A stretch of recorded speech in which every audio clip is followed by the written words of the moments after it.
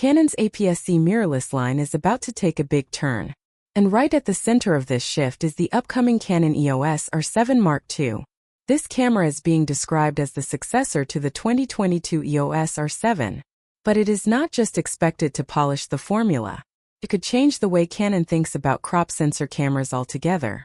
One of the most exciting rumors is about the sensor. The EOS R7 Mark II may become the first Canon APS-C camera with a fully stacked sensor. That would be a huge deal. Why? Because stacked sensors allow much faster readout speeds. They reduce rolling shutter. They also open the door to high burst rates.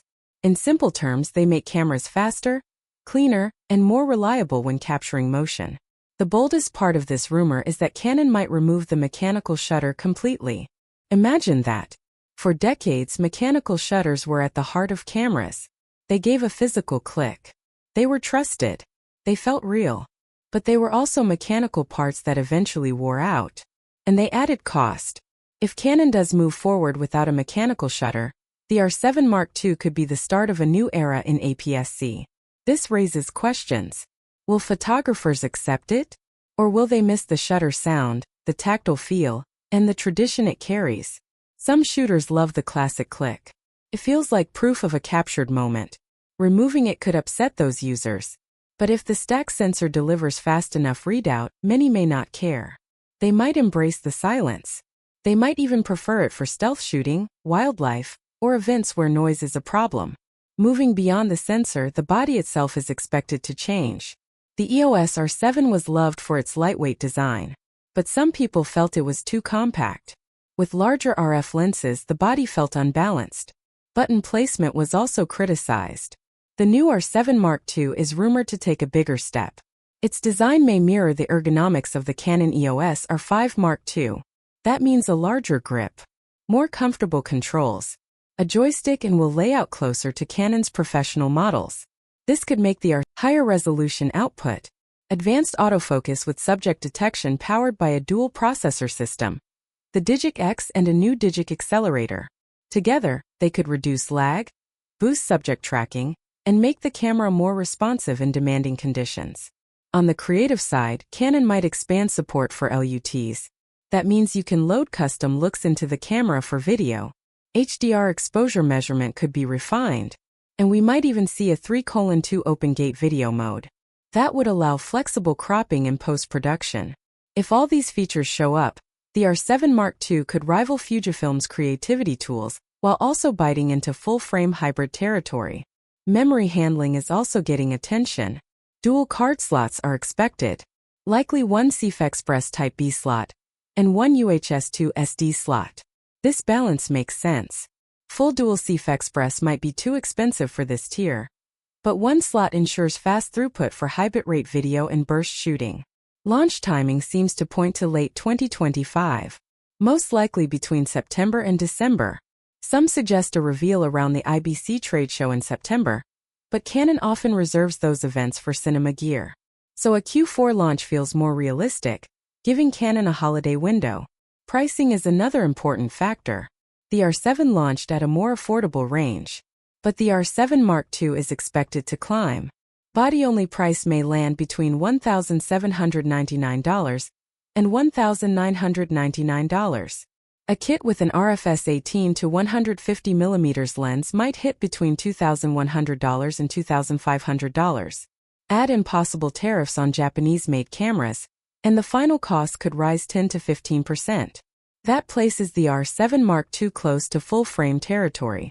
But Canon seems to be positioning it not as a budget-friendly crop sensor, but as a flagship APS-C camera. In many ways, it is the continuation of the legendary 7D series, once called the Mini 1D.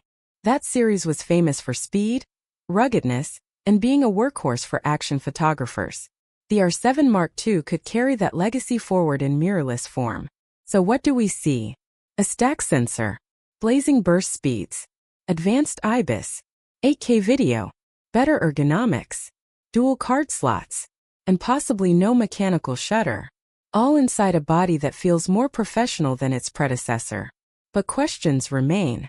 Will users embrace the electronic shutter-only design? Will the price be too high in a world where Fujifilm and Sony already offer strong APS-C options for less?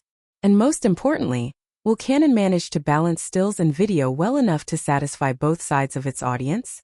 The Canon EOS R7 Mark II is shaping up as more than just an update. It is a statement, a message that APS-C is not dead, that crop sensor cameras can still be powerful, innovative, and exciting. It could redefine Canon's approach to this segment for years to come. The Canon EOS R7 Mark II is more than a camera. It's a signal that Canon is serious about APS-C in its mirrorless lineup. But to understand why it matters, we need to look deeper. We need to compare it with rivals. We need to think about who this camera is for. And we need to consider what its launch could mean for the market. Let's start with competition. Canon is not alone in the APS-C world. Sony, Fujifilm, and Nikon all play here. Each has its strengths. Each has its loyal base. Take Sony. The Sony a6700 is one of the strongest APS-C mirrorless cameras on the market right now. It offers a 26-megapixel sensor. It shoots 4K video oversampled from 6K. It has excellent autofocus powered by AI-driven subject detection. It also has strong stabilization. For many creators, the a6700 is a balanced choice. But it does not have a stack sensor. It does not hit 40 frames per second. It also does not reach the rumored 8.5 stops of stabilization. Now look at Fujifilm. The Fujifilm X-H2 and X-H2S are heavy hitters. The X-H2 brings 40 megapixels, stunning resolution, and 8K recording. The X-H2S brings speed with its stack sensor and 40 frames per second burst. Fujifilm has long ruled the APS-C space for serious shooters. They offer strong lenses, film simulations, and a creative vibe that many love. But their autofocus has not always matched Canon's consistency, and their ergonomics differ. Some shooters prefer Canon's grip, menus, and colors. Nikon is also stepping back into APS-C with models like the Z50 and ZFC. But those bodies are lighter, more casual. They do not push into the pro-level hybrid space. That leaves room for Canon to take the flagship APS-C crown. This is where the R7 Mark II fits. It combines Canon's reliable autofocus with a stacked sensor for speed, promises stabilization that could beat Sony. It promises 8K video that could rival Fujifilm. And it does so in a body shaped like Canon's Pro full-frame cameras. In other words, it blends Canon's strengths into a single package. Now let's think about who this camera is for. First, sports photographers. They live and die by speed. Capturing the exact moment a player kicks, jumps, or scores requires insane timing. 40 frames per second with pre-continuous shooting could be a game changer. No more missed moments. No more frustration. Just confidence that the camera will catch the action. Second, wildlife shooters. Birds in flight. Animals in motion. These scenes demand both speed and silence. A mechanical shutter can scare subjects. An electronic shutter solves that. Pair that with deep stabilization and long telephoto lenses, and the R7 Mark II could be a dream wildlife body, especially because APS-C sensors add effective reach.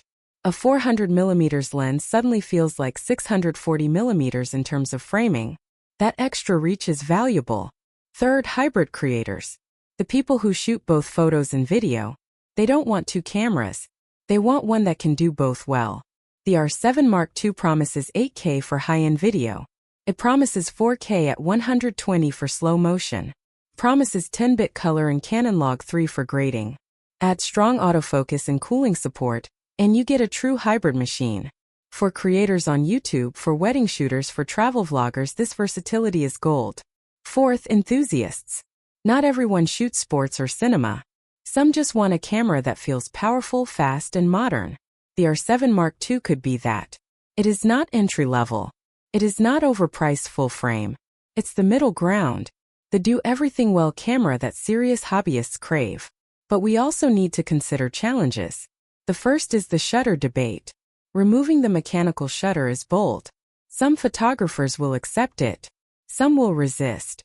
There are situations where electronic shutters still show distortion.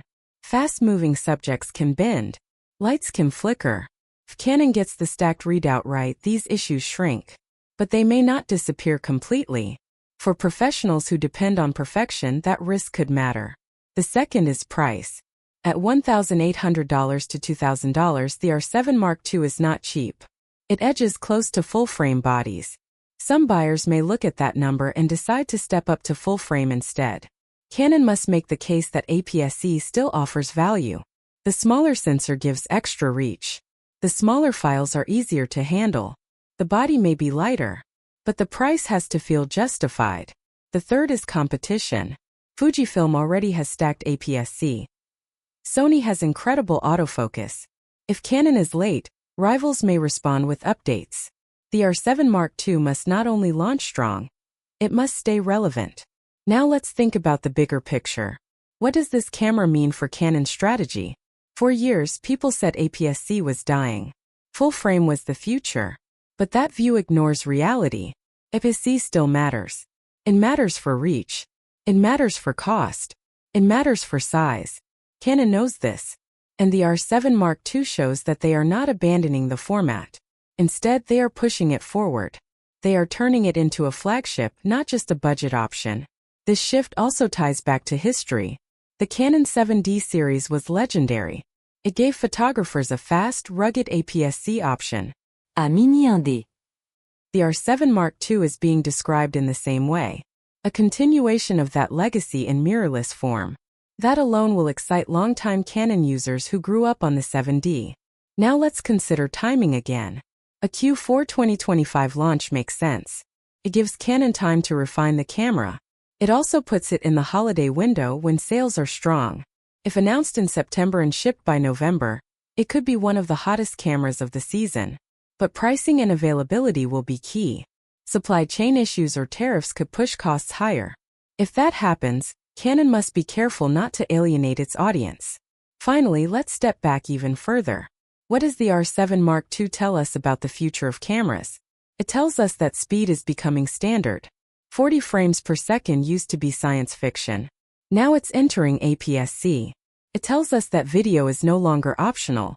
8K and 4K 120 are not gimmicks. They are tools creators expect. Tells us hat stabilization is critical. Handheld shooting is normal. People don't always carry tripods. Cameras must adapt. It also tells us that lines are blurring.